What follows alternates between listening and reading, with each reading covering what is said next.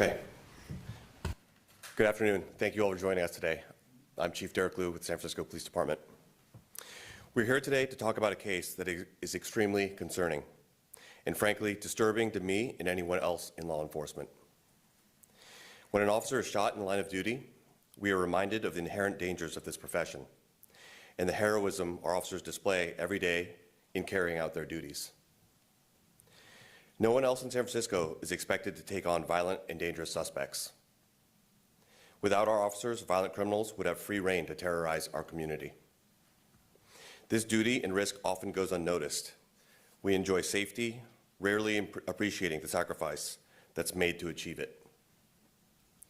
But our officers do their job still, never expecting or seeking recognition. But to see a case in which a suspect tried to kill our officers and shot and seriously wounded one of them, only to be helped by employees of a navigation center, is truly egregious. This conduct is not only unconscionable, it is illegal.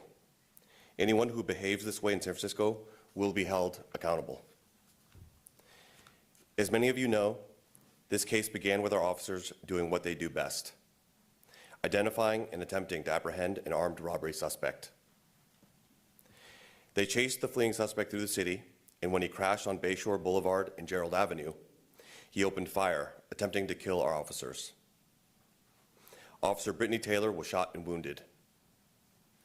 The suspect, Norris Reed III, then immediately ran to a nearby navigation center, where employees not only failed to immediately call police, they helped the suspect evade capture.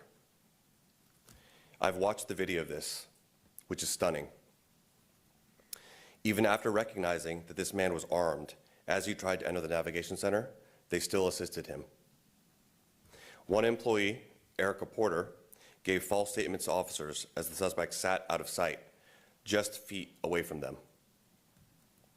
Another employee, Oliver Barcenas, provided the gunman a jacket and a hat, passing them through a window to help him hide his identity. All this took place as our officers were scouring the area for the gunman.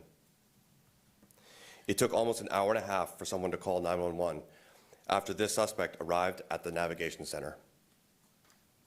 Thankfully, our officers were able to take him into custody without further violence. I can only imagine what could have potentially transpired had Reed not been arrested. An individual that displays this type of violence is capable of anything. After the arrest, our officers and the district attorney's office reviewed video and uncovered what occurred. I want to thank the San Francisco District Attorney's Office, as well as our Investigations Bureau, Deputy Chief Luke Martin, Lieutenant Rich Hunt, and Sergeant Rob Trujillo for their work on this case. I also want to extend my condolences and appreciation to the officers who came under fire that night. Specifically, I want to thank Officer Taylor and wish her a continued recovery. Thankfully, she's been released from the hospital and continues to get better every day with her family by her side.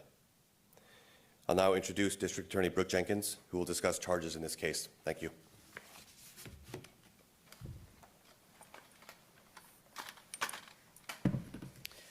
Good afternoon. I too have to say, this video was stunning. When we think about the dangers that are inherent in the job of being a police officer, nothing is more dangerous than what these officers encountered that night as they attempted to arrest who they knew was a dangerous and violent suspect who had already fired shots at police officers. And so to have employees of this navigation center act in furtherance to assist this individual, knowing that he was armed, knowing that the police were in search of him, is something that we cannot take lightly. As a result, my office has charged Erica Porter and Oliver Barcenas with the crime of accessory after the fact. They are also charged with obstructing and delaying police officers. At this time, we expect them to be arraigned tomorrow afternoon at the Hall of Justice. Again, my office is going to take this case extremely seriously. It is our job to do what we must to protect those who are on the front lines each and every day, serving to protect our communities. And so let me be clear that anyone who attempts to harbor dangerous individuals, assist them in fleeing the police, certainly in a manner that posed the level of risk that it did to the police trying to arrest him that night, that we will do what it takes to hold you accountable. And that's what my office intends to do with Ms. Porter and Mr. Barcenas. We've got time for a couple questions, you guys. Start with Dan. Can you talk about how much time, if convicted, they faced with this, and also what took 3 months to realize that this went on? Because the arrest was in May and the charges are now. What took 3 months to determine that they had aided and abetted, or whatever the specific charges are? So at this time, they are facing around 3 years in prison for this particular charge of accessory after the fact, which is a felony. Again, we wanted to make sure that we evaluated all the video and audio from what occurred that night. I will turn it over to the police with respect to the investigation that took place once that was identified. Yeah, just to answer your question in terms of the time that it took. So as I stated earlier, this started off as an investigation into the officer-involved shooting itself by the district attorney's office. Video was obtained, and then it turned, based on what was seen, it was turned over to the police department. The investigator is with us here today, but clearly there was a lot of evidence, a lot of video, a lot of interviews to be done, so all of that takes time. It is a bit of a unusual case here, so we really wanted to make sure that we did everything the right way. Right here? I spoke with the 5P's president, and she said that the staffers only complied with the suspect's request to de-escalate the situation and evacuate the building. What can you say about the validity of that claim and how these charges apply? Yeah, I would say that they probably didn't watch the video.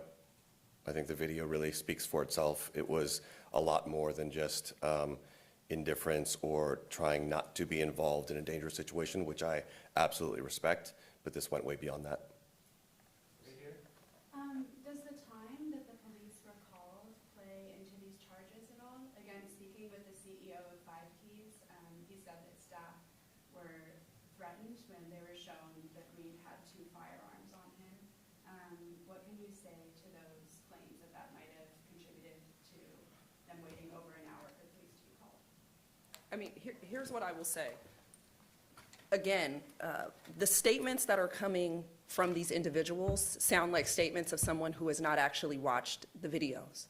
I know normally we have surveillance video that does not have accompanying audio. That is not the case here.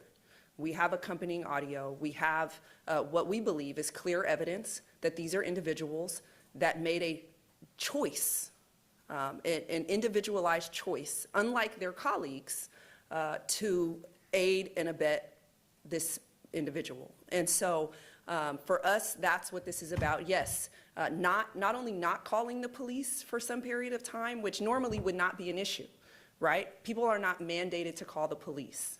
Let's be clear about that.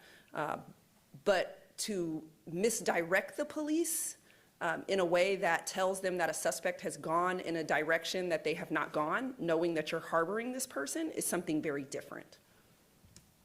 Yeah. Can you just, what was the timeline in terms of when police were initially told that they were not there when they first showed up, and then when they came back and found them there? And then secondly, this is a city navigation center. Are these city employees? Does there need to be better vetting of employees? I don't know. You can take those in either order, and I don't even know. So what I will say is I don't know that we need to get into the details of each and every step of this right now, right? This is now a pending case before the court. Much will come out at the time of the preliminary hearing if it is set by these 2 defendants. So I don't want even the police to go into excessive details about this investigation or this case. Your second question? Well, it's a city navigation center. Are these city employees These were, Do they need to be vetted better? these were not city employees. These were employees of Five Keys. So they were contracted by the city to provide employees and staff for this location. And again, they do their best.